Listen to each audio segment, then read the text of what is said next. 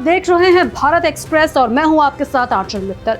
प्रशांत किशोर को ऑफर मिला है इंडिया गठबंधन में आने का, पर यहां तो पीके पटना छोड़कर मुंबई में एनडीए वालों से मिल रहे हैं। कुछ समय पहले प्रियंका गांधी से भी पीके की मुलाकात हुई थी।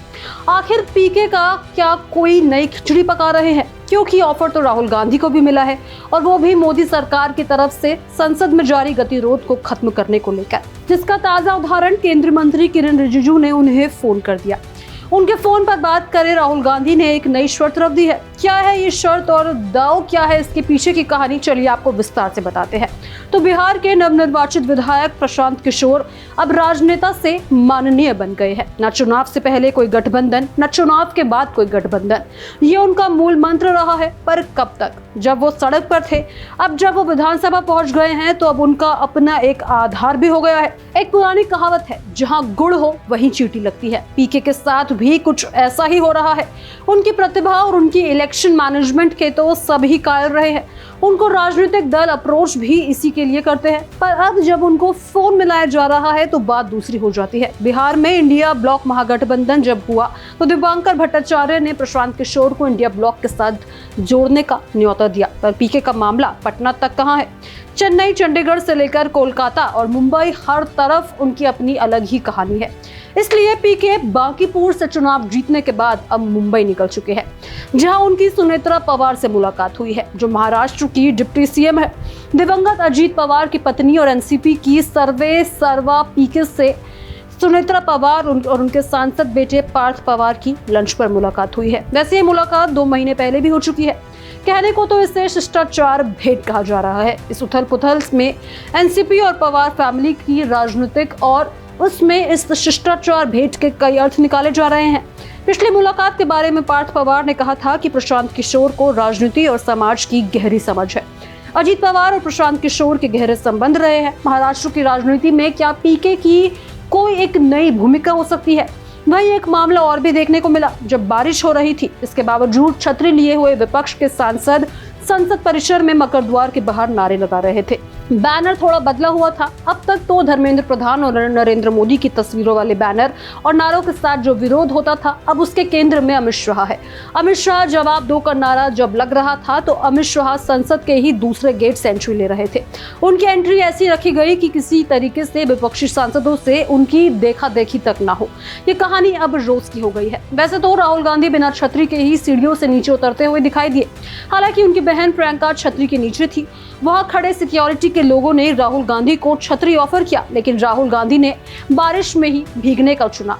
राहुल गांधी के मन में बहुत कुछ चल रहा है। राहुल गांधी, प्रियंका गांधी सब संसद पहुंचते हैं, लेकिन संसद के अंदर लोकसभा हो या राज्यसभा, अब तक तो अमित शाह नहीं दिखे गए हैं।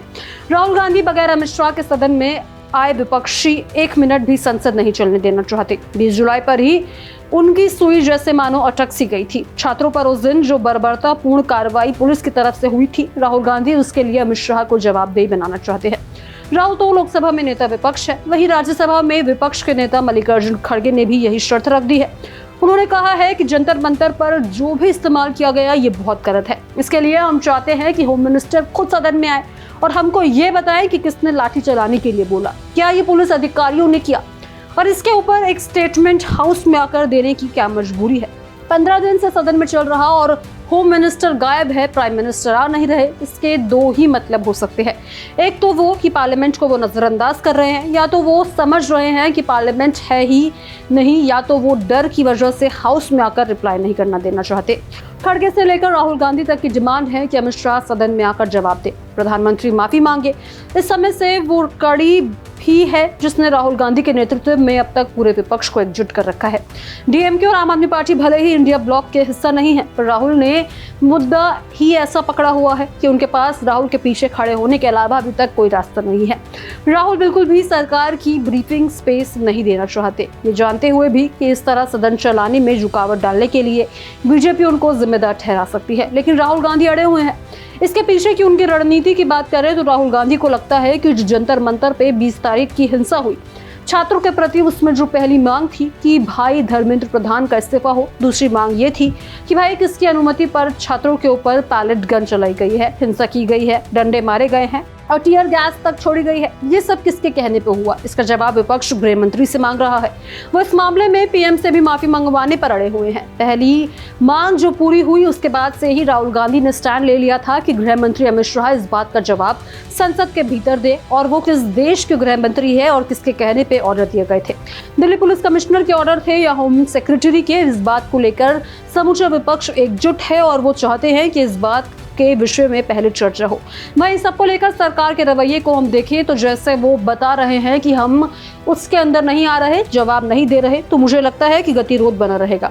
कहीं ना कहीं हो कि सरकार को इस सेशन को समय से पहले ही खत्म कर देना पड़े, क्योंकि संसद का मानसून सत्र शुरू होने से पहले ही मोदी सरकार को लेकर एक बड़ी चर्चा हो रही थी कि वे लोकसभा और राज्यसभा में अपने नंबर बढ़ाने पर वो काम कर रहे हैं, क्योंकि ये नंबर ही थे जिसकी कमी की वजह से अप्रैल के महीने में मोदी सरकार डिलिमिटेशन वाला बिल पास नहीं करा पाई थी। लेकिन इसको पारित कराने के लिए बीजेपी ने ममता बनर्जी से लेकर उद्धव ठाकरे और अरविंद केजरीवाल के सांसदों को तमाम इंतजाम के बाद अपने पाले में कर लिया, जिसको लेकर कहा गया कि विपक्ष अब बटा और बिखरा हुआ है। डीएमके का भी साथ छूट चुका है। हो सकता है कि मोदी सरकार मानसून सत्र में वो बिल पास करा ले, लेकिन सबसे बड़ा सवाल ये है कि क्या राहुल विपक्ष के बिखराव को भी टालना चाहते हैं? क्योंकि कल इसको लेकर खबर आई थी कि सरकार एक स्पेशल सेशन लेकर आने वाली है 15 अगस्त से लेकर 18 अगस्त तक, लेकिन ये जानकारी सूत्रों के हवाले से थी और बाद में उसे खारिज कर दिया गया। इसे लेकर किरण रिजिजू का ये कहना है कि मैं as a parliamentary affair minister इस सत्र को चला नहीं पा रहा हूं और जिस तरीके से राहुल गांधी अपनी दोनों मांगों पर अड़े हुए हैं, इसमें तो कोई दो राय नहीं है कि सरकार देर सवेर परिसीमन बिल लेके आएगी। लेकिन विपक्ष भी इस बात को जानता है कि वो जब तक इसको डिले नहीं कर सकती है वो डिले करेगी। विपक्ष के निशाने पर भी छात्रों के मुद्दे के बहाने ये भी चाहते हैं कि डिलिमिटेशन बिल को जितनी देर हो सके वो डिले करें और उनकी कोशिश में वो उनकी कामयाब भी हो रहे हैं। फिलहाल वो इसे रोक पाने में कामयाब है कि नहीं, इस सत्र में किसी भी तरीके से परिसीमन बिल को रोक दिया जाए। पर सवाल सबसे बड़ा ये है कि आखिर संसद कब तक इस तरह बिना कामकाज के ठप रहेगा। पूर्व केंद्रीय मंत्री और वरिष्ठ बीजेपी नेता अरुण जेटली, जो अब दिवंगत हो चुके हैं, उनके शब्दों में संसद चलाने की जिम्मेदारी सत्ता पक्ष की है। तो क्या सत्ता पक्ष संसद चलाने के लिए अमित शाह से जवाब दिलवाएगा? इस जानकारी में फिलहाल इतना ही और ऐसी ही तमाम खबरों के लिए भारत एक्सप्रेस को अभी सब्सक्राइब करें।